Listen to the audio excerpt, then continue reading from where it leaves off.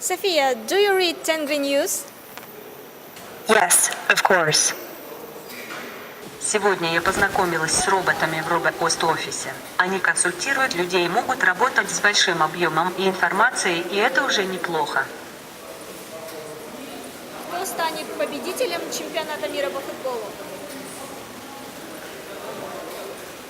Пусть это будет для вас сюрпризом.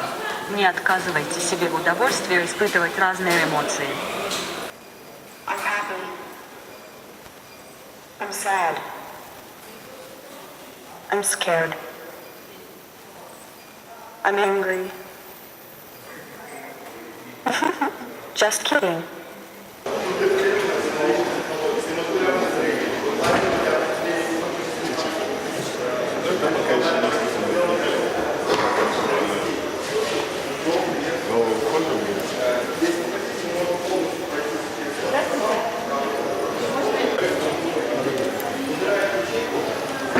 По-русски говорить?